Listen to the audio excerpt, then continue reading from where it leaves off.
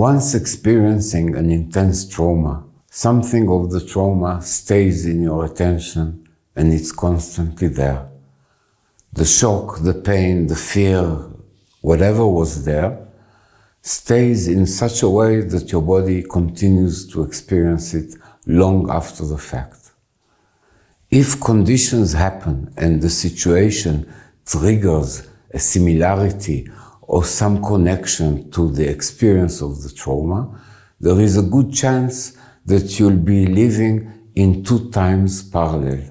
One is re-experiencing the trauma, and many times trauma is not re-experienced by visual things, by memories. No, you suddenly start to feel the same feelings, the same emotions, the same sensations, the same needs in your body, and not necessarily connected to something that you understand. And what happens, because the experience is so real, it feels like it's happening now, that you are looking at your situation, whatever you are and with whomever you are, and you start to see them as part of the experience that you are now going through. So, for example, if your trauma included a lot of humiliation,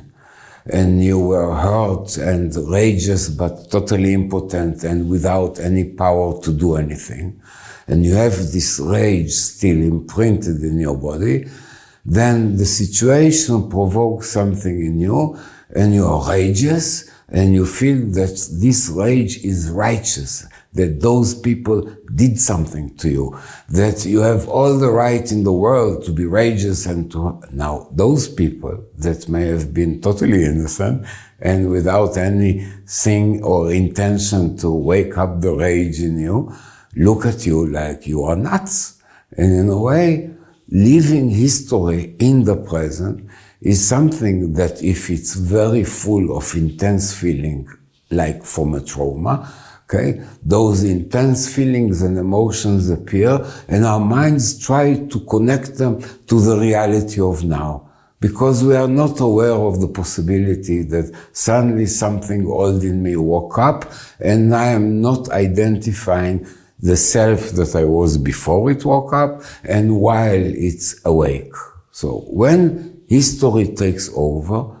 okay, we have to become aware, because history in this sense and after trauma, we bring up in our body the same set of sensations and feelings and behaviors. And actually, after a few times that it happened, you can start to be aware that I'm producing this out of myself. It's very physical, it's very emotional, it feels incredibly real. And I have to really find a way in that situation to find a way not to repeat what happened in the past. Now, this requires a real process of learning what is waking up in me and to understand that it's not in my mind, because my mind can be totally disconnected to why all of this happened and wonder why am I experiencing all of this, or find a way to blame others for what I feel and experience. Our mind doesn't affect this so much. We need to find a way to release this experience in our body. Now, this experience is reachable through the efforts we do in our body, the way we learn to breathe after the trauma, the way we learn to arrange our thoughts and awareness of ourselves, the way we learn to disconnect from our body, and when the body feels something intense, we are totally helpless in how to manage it. So basically, since trauma is so much focused on terror, on fear, on intense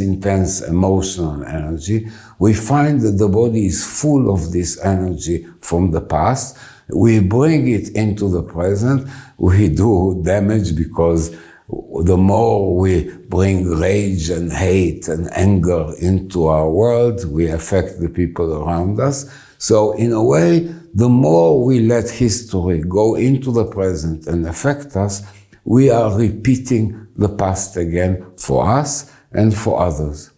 The way out is through the body, through learning to fear without fighting it, through learning to release all this energy that is accumulated in our body through breathing, relaxing, and a process that is focused on learning to fear, learning to pain, learning not to divide my attention and try to erase a part of me that was traumatized, and then just getting the impact of all this intense emotional energy. Most people don't recognize the fact that the past comes like this into the present, because we are all the time doing it to some extent. We look at things, the interpretation of what they are, how they are called, it's all from the past, and we bring it into the present and put it on our surroundings.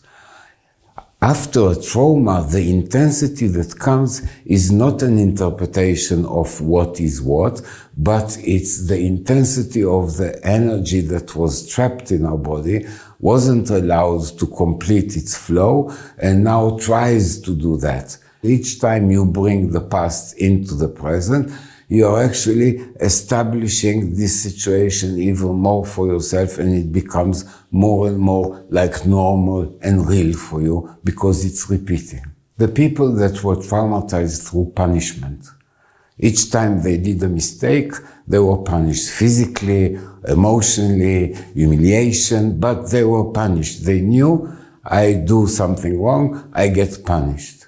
Now, each time now they approach in doing something, there is a part of them that is expecting to be punished, wakes up in the body the whole system of tension and effort and worry and fear, and already during the act is experiencing that the possibility of being punished is real, and when it's finished is really very tense and very angry or shamed, depends on his trauma, and living again the history of being punished. And it's all self-produced because the people around him that watch him may have no intention to punish him, but he's doing it all himself since he still carries the experience in his body and never got rid of it.